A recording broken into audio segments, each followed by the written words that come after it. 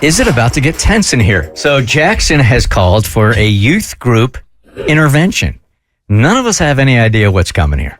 Yeah, it is time for a youth group intervention, and I'll be honest, this went differently during the planning phases in my head prior to me being here right now. Can you clarify for new listeners who is in the youth group on the Bert Show? The youth group consists of myself, Abby, Amber, Rebecca, and Katie, and Mikey. Yeah, the guy that was asked if he was a grandfather yesterday is not part of the youth group.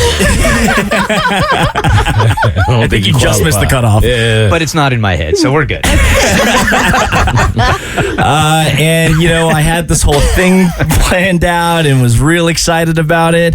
And I think you're going to find out soon why I'm so apprehensive right now, because I would like to call one Miss Rebecca Lancaster to the mic, please. Rebecca to the stand. Approach the bench. You were going to say stand. I was going to be like, to the main stage. Before you get into it, I have a question for Rebecca also. Did you pick up some kind of Coca-Cola endorsement or something? Or are you just a Coke enthusiast? Yeah, are you a Coke enthusiast? Because you look like a NASCAR that's been sponsored by Coke this morning. You got your Diet Coke hat on. You got your Coke long sleeve half shirt on. Hey, you should have seen her in the bathroom earlier. It was snowing.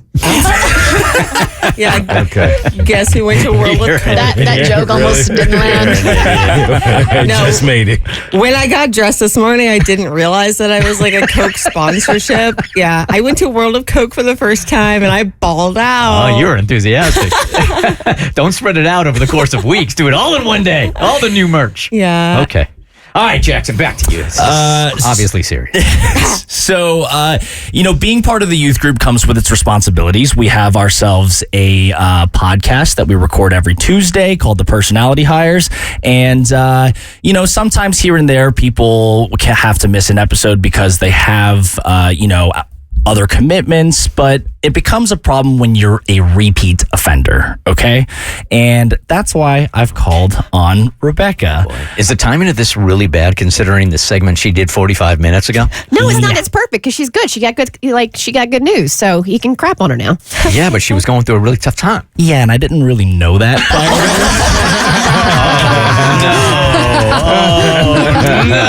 So I was coming in real hot, and then I heard that say... Let's just pretend, for those that weren't listening earlier, let's go ahead and pretend it didn't happen. Okay. Go ahead with your intervention, and then we'll circle back to what Rebecca told us 45 minutes ago to make you look extra douchey. Sure. Okay. Yeah, that sounds like a great idea. All right, so here's the thing, all right? Now, Rebecca has found herself a new man, okay? And we are all happy that she has found herself some love. She's hanging out with this guy a lot. We're all super happy for her. But there's two problems that I think a few of us on the youth group are having. One... Oh, are you speaking on behalf of the youth group? Yes. I don't know where this is coming from. No. This is Abby publicly trying to hang Jackson out to dry, even though she clearly has been in on these conversations. This is what she does. I'm excited for my friend Rebecca, who's found love. Thank you, Queen. Don't let her do this to you, This Jackson. is so great for her. I'm shocked that you're hanging out our friend Rebecca so publicly and shaming her. Yeah, go ahead. Considering everything she's been through. Do your thing, Jackson. We Do your thing. collectively, as a group, have decided that there are two main offenses. One, if you are a repeat offender of missing out on responsibilities that we all have. And two, the bigger offense to me is if you are lying about where you're going and why you can't attend such events. Yeah, I can't even turn my back on this because we literally had a Personality Hires podcast episode drop yesterday where we're just roasting her for 45 minutes where we're like, we can't believe Rebecca backed out on another recording again. So you didn't know at the time also what Rebecca told us 45 minutes ago? No, we literally found out with everybody else on air. We're like, should we cancel the 7C break? God. Oh my This is God. such a great example.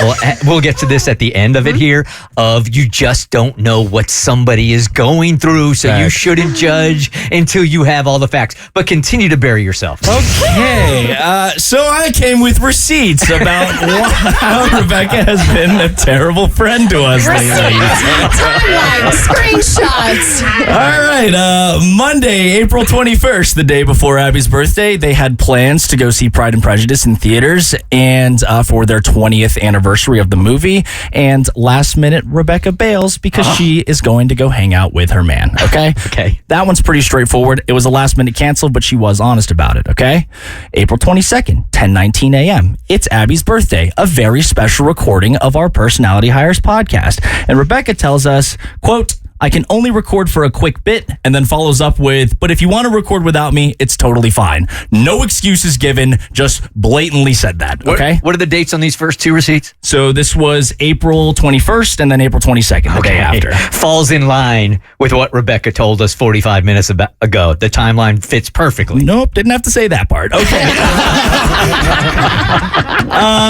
Then the week after, it's Tuesday, April 29th, and she makes another excuse as to why she can't record that day. So we all decide to reschedule for Thursday, and she says, Thursday's great with me. Can I ask a question at this point? When she bails 3 times now, the side conversations that are starting to happen on the youth group, are they like, what is going on? What? Are you guys starting to get angry at Rebecca? Are you starting to get just irritated at Rebecca? She's not accepting her responsibilities. What's the side conversations? Well, you can listen to our side conversations literally on the Personality Hires podcast that was recorded on the Thursday where she bailed because I think Jackson is about to explain what happens next. Yeah, so she says she can't record Tuesday, so then she agrees to Thursday, and then at 10:30 a.m. on Thursday, she says, sorry, I have a family commitment to do, okay? And we're like, what kind of family commitment? We know she's going to hang out with her dude. Mm-hmm. She just said family commitment. She's got to go pick this guy up from the airport or something. So we start recording, and then Mikey goes, oh my gosh. When all of the youth group went to Savannah for the St. Patty's Day shenanigans, we all shared each other's locations with each other. And nobody stopped sharing their locations. So we start looking where Rebecca is. Wow. We are tracking Rebecca as we're recording in real time. And where was she, Jackson? Well, we thought she was heading home, and I was like, home is not the direction of the airport where she said she had to go. Turns out she was at the mall. Interesting. And we tracked her as she went her way through the mall, going around all these different shops. Wow. Shut up. That does not sound like the airport to me. I hope lunch at Buffalo Wild Wings was everything you hoped it would be. Sometimes when you're dealing with a lot, like a potential cancer resurgence, it's nice to just lose yourself alone in the mall without having to perform, right? Well, hypothetically. Yeah. Go ahead. Continue. All of this to say is we're under the guise that she has canceled on these plans, somewhat important responsibilities because she's got herself a new man, which we love, but that was the guise as to what we thought was going on. We thought these were all excuses so that she could have a hot, steamy makeout at 1 p.m. in the afternoon. God, I could only imagine the conversations between all of you guys while you're tracking her locations, getting angrier and angrier when you realize that she's not where you thought she was going to be. So, first of all, my bad. Honestly, a lot of these were because I was hanging out with a man. But, okay, Jackson and I, yes, we made out, but it seems like no one else in the youth group is going to go further with me. So I am going to prioritize the person who will willingly do that. And I did lie about that Thursday. I told Abby that I had family business, and she walked in and I told her the truth, which is that I had to pick up my sister. But then she immediately said, oh, you're picking her up from the airport? She's coming from Alaska? And I just said, yes. Which was not true. It was not true. And as soon as I said it, I was like, okay, well, that's a lie. But I was very stressed out that day, and I was frazzled, and I was like, okay, I'm going to the Pinot Period party on Sunday. She'll see that my sister who is here is not my Alaskan sister. It's my sister who I'm taking to the mall to go get an outfit for the Period Pinot party to distract myself from the fact that I'm afraid I have cancer. Oh, boy. So you guys all thought that I was just shacking up with some guy, but no, I was stressed out because I thought I had cancer. Katie hit him. Bad people, bad people, bad people. Now, I knew your work wife wanted in on this because Katie was the only one you confided into as to what was going on. Yes. So, Katie, you were here. You were listening to them record their Personality Hires podcast, and you're hearing them rail on Rebecca. You're watching them track her location through the mall. And I'm like, this is just a major offense because if only you all knew what was really going on. but I was sworn to secrecy not to say anything. You're a So I'm good like, friend. I'm not going to say anything. Maybe but if- I know the truth. You're a good friend. Maybe if our friend Rebecca opened up to us and allowed us to share her burdens, we wouldn't gossip about her behind her back. Maybe if you guys created more of a safe space for Rebecca, she would also tell you guys the way that Katie has. But clearly, she does not have that space. Do you smell all that gas from the gaslighting in here? So, are you done there, or? Yeah, we're done. Okay. So, Rebecca, just quickly recap what you told us 45 minutes ago and how badly timed this segment is. It's beautifully beautiful. timed. Yes, I had a health scare where I got a mammogram with a suspicious lump, and I had been waiting this entire period to get those test results back, and I was very stressed out. So, yeah, I was pretty flaky, but I can't believe you guys did this to me. Wow. Haven't I been through enough? She told us like in the last hour also, she was hitting Kristen with emails going, hey, I just want to let you know what's going on in my life. So if I'm flaking on things, it's because I'm stressed out about this. So Kristen has created that safe space for you. Yes, and I was very grateful when because I hit you up and you didn't go into detail, but you're just like, I'm dealing with a lot, and I was like, grace granted, you are totally fine whenever you're ready. Hopefully all works out. I'll be sending you positive vibes. And then what do your closest friends Now do? that's how you handle the situation. Take notes. I truly thought this was a bulletproof segment. And I was so excited for it. And yeah, sorry, Rebecca. This really is such a great example of how you just don't know what somebody is going through. And I think I've shared this story with you guys before, just to bring it full circle.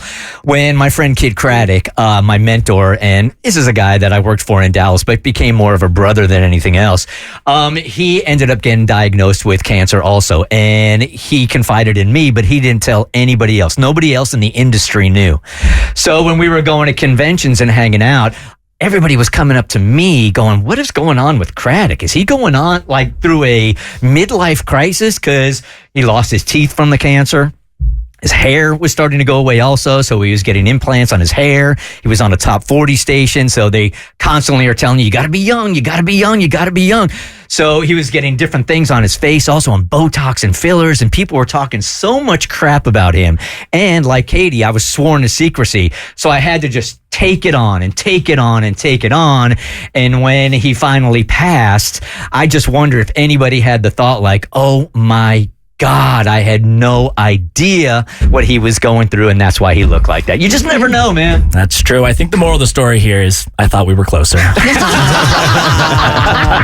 Well, we're recording today, and don't hit me up. I won't be there. Good for you. The Bert Show.